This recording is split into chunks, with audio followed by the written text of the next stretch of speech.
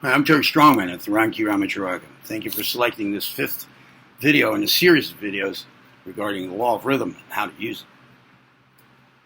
Before I get started, the continuation here, which will be, we're going over to the arcane formulas now and get some more, get on a more practical side, practice side, the how-to side of affairs with respect to the law.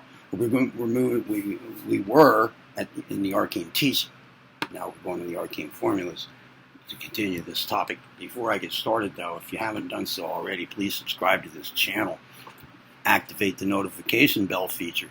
And as always, share the joy of the channel with others. And I'm going to remind you at the end of this video, too, by the time we get there, if you like this video, then I want you to give it a thumb up. Okay? Now, these things having been humbly requested, here we go! All right. Now, in the previous video, or a couple of videos, at one or 2 points, it was brought up that that to utilize the neutralization effect, the neutralizing, to neutralize some of the pendulum swings of the lower plane of consciousness. There's a transmutation that can be done, right? And it's a willful thing. You employ your will.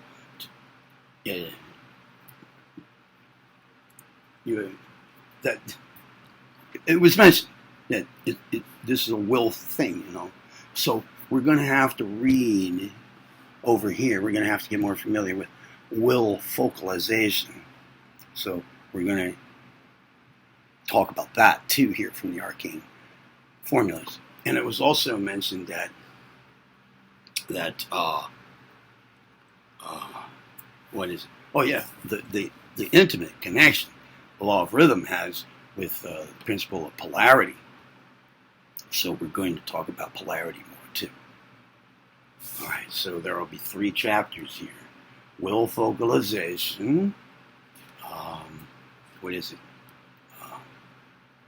The will, something about the will, and then neutralizing rhythm.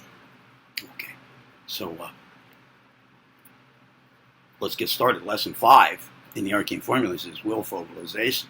The neophyte who has advanced to the stage in which, in the ancient occult parlance, he has found himself, has discovered that his real self is something far different from anything that he had ever imagined it to be.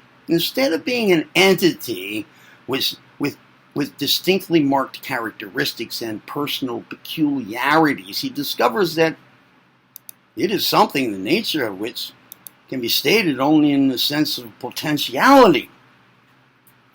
We do not mean for a moment that the ego is existent only in a potential sense. On the contrary. Now, when we say ego here, I'm talking about, as I did mention, his real self. All right, I call this the true self here on my channel. So just want you to, once again, I'm pointing out different terms for the same thing. So you don't get confused and think they're all these different things because there are different words being used. Same thing here. The ego is capitalized. That means the true self, the true ego. No, on the contrary, it is actually existent in the most extreme and a positive sense. Positive polarity, that is. In fact, its existent being is endowed with such a degree of actuality that all else seems to fade into relative non-existence. There is no question of I am not about the ego. No. It is first, last, and always a something of which the positive I am can and must be asserted. It is only when we come to examine the nature, attributes, and qualities of this I am ego that we are forced to use the terms of potentiality instead of actuality. Let's consider this a little further. In its understanding lies the solution of many occult paradoxes, in fact. So, in the first place, if we are keen analysts and understand the precise terms of philosophical psychology, we will see that the formulas for establishing the ego, with the capital E, and the practice of the exercises arising therefrom have divorced from the ego the usual attributes, characteristics, and personal peculiarities which are popularly supposed to belong to and to be inseparably connected with it. Setting aside as the not I, first one feeling and then another, setting aside as not I of one feeling and then another, first one emotion and then another, first one characteristic and then another, first one personal peculiarity and then another, and placing them in turn in the not I category, the neophyte finds that after he has stripped the ego of all the attributes of personality, there is still a something left. An irreducible element, an insoluble residuum, a surd, or something that is something which, while actually existent, yet is incapable of being described, expressed, or designated by rational terms. A final algebraical X, or unknown ultimate element. As to the existence of this unknown element, or ego, there is no doubt in neo-occult teachings. Differ, as the modern philosophies may about the matter. Moreover, it is a matter which may be determined by the conscious experience of anyone who will practice the exercises of the formulas in the proper way. The I am will always be found at the center of the self and will always respond, I am. But when we attempted to describe this ultimate I, when we attempted to endow it with attributes, qualities, or peculiarities, then do we find ourselves at sea. For these things all belong to the plane of personality, while the I transcends personality and cannot be expressed or designated in the terms of the latter, personality. But nevertheless, there is found a way of identifying the I. Philosophical psychology, both occult and popular, both esoteric and exoteric, that is, give us a term whereby we may discuss and consider the I, or ultimate element of self. This I, which we have stated as the final algebraical X, or unknown ultimate element of the self, is found to be identical with the highest philosophical and psychological conception of what has been called the will. Thus, X equals the will. Let us then try to understand the I by considering what the highest human thought reports regarding the will. By studying the symbol, we may understand the reality. Brushing aside as unworthy the popular conception of the will, we find that the highest philosophical and psychological thought uses the term the will to designate the underlying essence of being, the fundamental life, mind, spirit principle of the self. The ancient Greek philosophers so used the term. The original Buddhistic philosophy so employs it. We find it so used by eminent thinkers all through the history of philosophical thought. Schopenhauer, Nietzsche, Wundt, they used the term in this sense. The arcane teachers identified the principle of will with spirit, the essence, the beingness of being. The will is that essence or spirit in the cosmos and in the individual, which is ever moving, changing its manifestations, flowing, evolving, proceeding, desiring, attaining, seeking, accomplishing. It contains within itself the potentiality of everything, but it itself cannot be said to be any of the things it manifests. Professor William Sturgis Bigelow, in his lecture on Buddhism and Immortality, delivered at Harvard University in 1908, beautifully states the esoteric conception of will in describing the Buddhistic conception of life and immortality. We take a great pleasure in calling your attention to the following quotations from that lecture. Professor Bigelow says, "We are all as we familiarly say, conscious of our own existence. Under this statement, we habitually include, in more or less confusion, several distinct elements. First, the existence of our material bodies as objects of sensory perception. Second, of certain sensations, pleasurable or painful, originating not outside the body, but inside the body itself. Third, of certain disturbances that we classify as passions or emotions. Fourth, of what we call aptitudes and their opposites.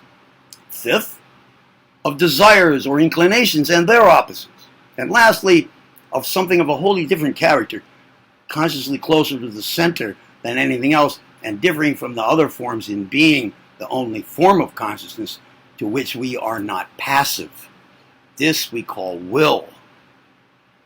And we say, I feel sensation, pain, or emotion. But we never say, I feel my will. It is always subjective and active. This will is a part of the normal consciousness of each one of you. Yet it is neither a part of sensation or emotion, but on the contrary, is capable of dominating both.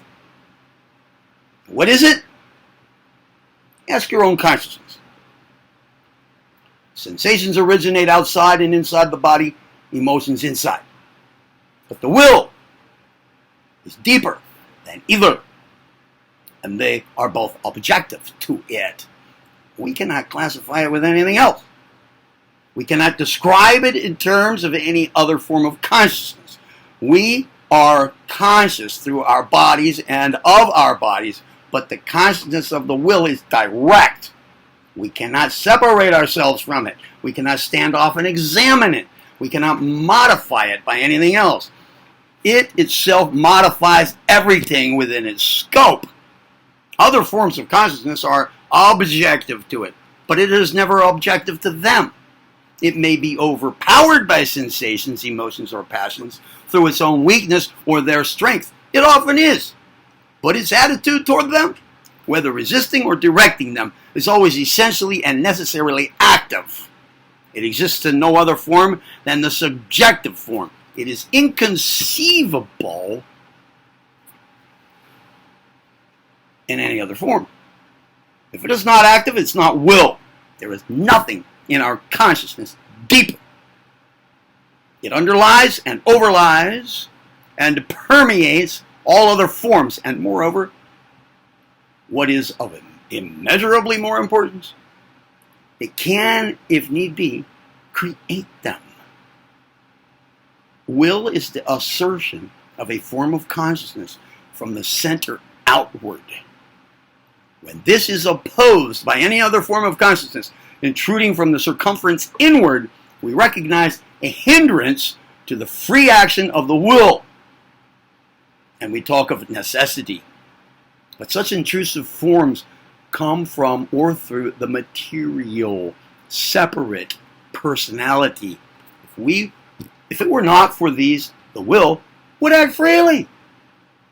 The separate personal consciousness with its offshoots is, therefore, the only obstacle to complete freedom of the will.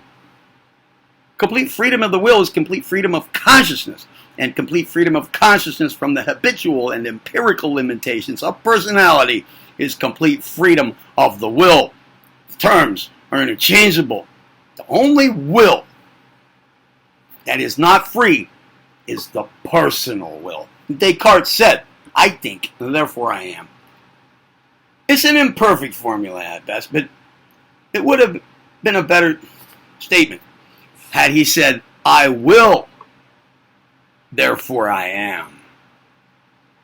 Thus, we do find that the ego, or I, is, in its last possible human analysis, will. And thus do we find that will is in the nature of potential infinite manifestation of all activity, the essential beingness of all being, the plastic essence which may mold itself into any and all forms, the essence of activity which may manifest how and as it pleases under the law always.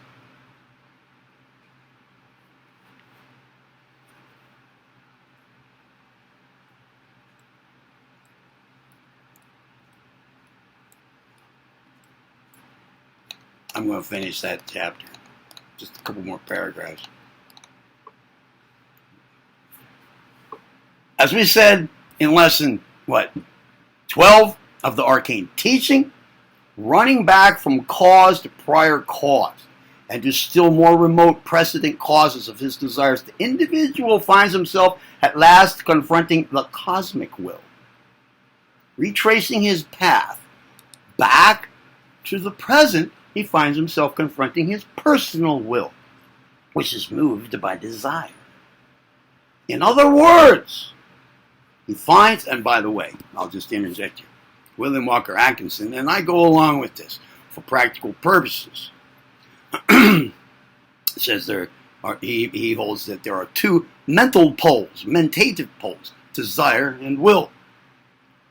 And here he says, will is moved by desire. Well, yeah. Excuse me. That's what gives will a direction to go. In other words, he finds a chain of desire extending from the cosmic will to the personal will. A chain of countless links, having a beginning in will and ending in will. An endless chain, because it's a circle. A circle. Thereupon, he learns the first lesson of the arcane secret of the excluded middle, and thenceforth strives to realize the union of these two ends of will.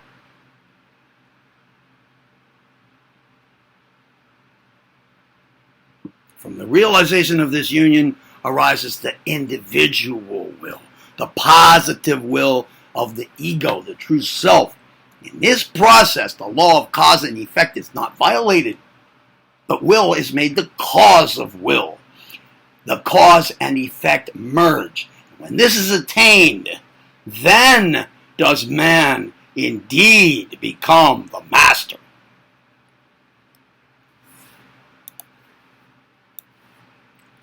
In the next video, we'll move on to our prerequisite material on the principle the principle of polarity inherent to the law of opposites. Then we'll be in a position to finally arrive at neutralizing rhythm. Now, did you like the video? Then give it a thumb up, please. And if you still didn't do it, I don't know. Take the time right now to subscribe to the channel, activate the notification bell feature, and share the joy of the channel with others. And remember, you heard it first, right here on Tharan Ki Rama Chiraka. I am Turk Strongman. Now go be well. I mean it.